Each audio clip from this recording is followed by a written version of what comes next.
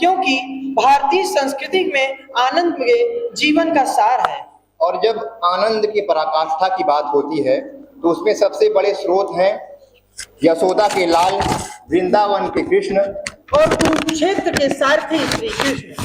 कजरी जहाँ जीवन के छोटे छोटे सुखों का उत्सव है, वहीं श्री कृष्ण स्वयं उस परम आनंद के प्रतीक हैं, जिन्होंने गीता के उपदेश से संसार को धर्म, कर्तव्य और जीवन का सच्चा मार्ग दिखाया।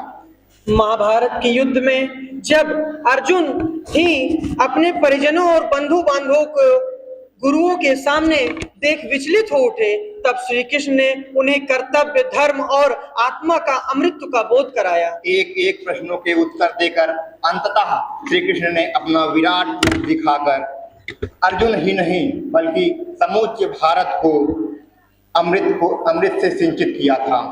इस महान प्रसंग पर आधारित कविता का काव्य पाठ करने के लिए मैं अत्यंत हर्ष व गर्व के साथ मंच पर आमंत्रित करता हूं बीएड तृतीय सेमेस्टर की छात्रा आदिति ओझा को।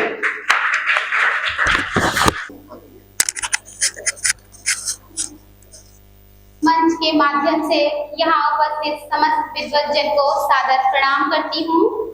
समय सीमा को ध्यान में रखते हुए कविता का शुभारंभ करती हूँ। तलवार, धनुष और पैदल सैनिक कुरुक्षेत्र में खड़े हुए, रक्त पिपासु महारथी एक दूजे सम्मुख अड़े हुए, कई लाख सेना के सम्मुख पांडव 5 बेचारे थे। एक तरफ थे योद्धा बस, एक तरफ समय के मारे थे। महासमर की प्रतीक्षा में सारे ताक रहे थे जी, और पाठ के रथों के शव स्वयं हाँक रहे थे जी, और पाठ के रथों के शव स्वयं हाँक रहे थे जी। रणभूमि के सभी नजारे देखने में कुछ खास लगे, माधव ने अर्जुन को देखा, अर्जुन उन्हें उदास लगे।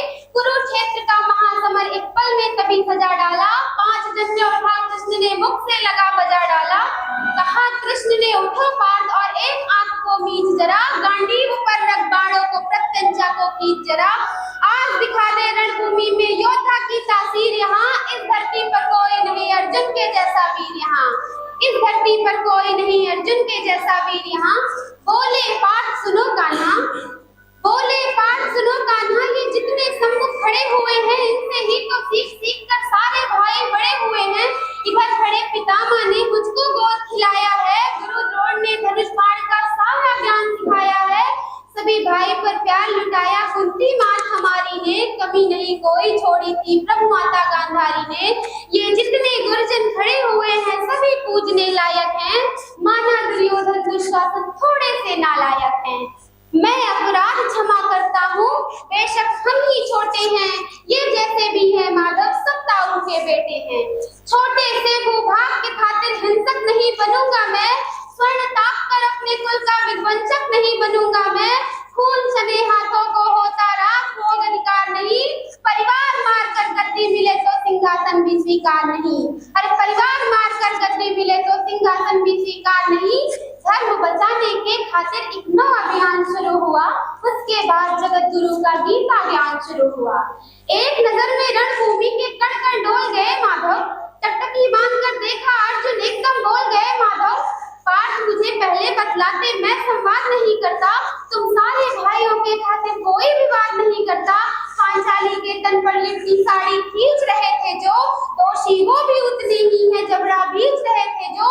घर की इज्जत तड़प रही कोई तो टूक नहीं बोले, पौत्रवधू को नग्न देखकर गंगा पुत्र नहीं खोले। तुम कायर बनकर बैठे हो ये पाठ बड़ी बेशर्मी है, संबंध उन्हीं से निभा रहे हो जो लोग यहाँ अधर्मी हैं। अधर्म धर्म की गहराई में खुद को नाप रहा था अर्जुन, अश्रुधार फिर तेज हुई और थर थर कांप रहा था अर्जुन, अश्रुधार फिर तेज हुई और थर थर कांप रहा था अर्जुन। हे केशव मुझे बतलाओ, हे केशव मुझे बतलाओ, कुलनाशक कैसे बन जाऊं, रख सिंहासन लाशों पर मैं शासक कैसे बन जाऊं। कैसे उठेंगे कर उन पर जो कर पर अधर लगाते हैं, करने को जिनका स्वागत देकर भी स्वयं जुड़ जाते हैं। इन्हीं करों ने बाल्यकाल में सबके पैर दबाए हैं, इन्हीं करों को पकड़ करों में पितामह मुस्काए हैं।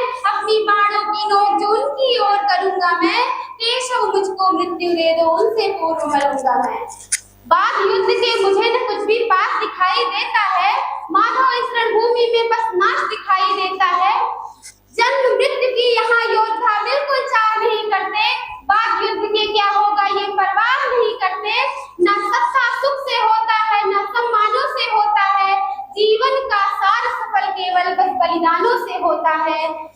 देहदान योद्धा ही करते हैं, अरे देहदान योद्धा ही करते हैं, ना कोई दूजा जाता है। रणभूमि में वीर मरे तो शव भी पूजा जाता है, कि रणभूमि में वीर मरे तो शव भी पूजा जाता है। ये मान और सम्मान बताओ, जीवन का अपमान बताओ, जीवन मृत्यु क्या है माधव रण में जीवन दान बताओ। काम क्रोध की बात कही है, मुझको उत्तम काम बताओ, अरे खुद को ईश्वर कहते हो तो जल्दी अपना नाम बताओ। इतना कहते ही माधव का धीरज पूरा डोल गया, तीन लोक का स्वामी बेहद गुस्से में बोल गया, अरे कान खोल कर सुनो पाठ, मैं ही त्रेता का राम हूँ। अरे कान खोल कर सुनो पाठ, मैं ही त्रेता का राम हूँ। कृष्ण मुझे सब कहता है, मैं द्वापर का घनश्याम हूँ। रूप कभी नारी का रखकर मैं ही वेश बदलता हूँ, धर्म बचाने के खातिर मैं अन्य वेश बदलता हूँ। विष्णु जी का दशम रूप मैं परशुराम मत वाला हूँ, नाग कालिया के फन पर मैं मर्दन करने वाला हूँ। बकासुर और महिषासुर को मैंने जिंदा गाड़ दिया, धर्म बचाने के खातिर हिरण्यकश्यप को फाड़ दिया। रथ नहीं कहीं भी चलता, बस मैं ही आगे बढ़ता हूँ, कि रथ नहीं कहीं भी चलता, बस मैं ही आगे बढ़ता हूँ। गांडीव हाथ में तेरे है पर रणभूमि में मैं लड़ता हूँ, गांडीव हाथ में तेरे है पर रणभूमि में मैं लड़ता हूँ। जैसे ही मेरे माधव का कद थोड़ा सा बड़ा हुआ, सहमा सहमा सा था अर्जुन एकदम रथ से खड़ा हुआ। माँ गीता के ज्ञान से सीधे हृदय पर प्रहार हुआ, मृत्यु के आलिंगन है तो फिर अर्जुन तैयार हुआ।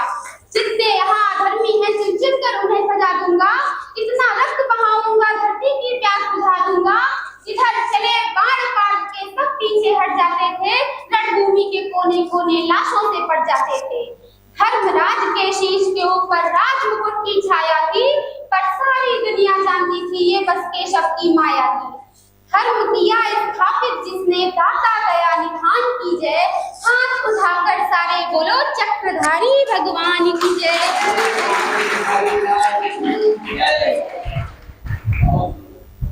धन्यवाद आदि जी, आपके काव्य पाठ में हमें महाभारत के उस समय पहुंचा दिया जहां अर्जुन का मन विचलित था और जीवन मरण का प्रश्न उनके सामने खड़ा था।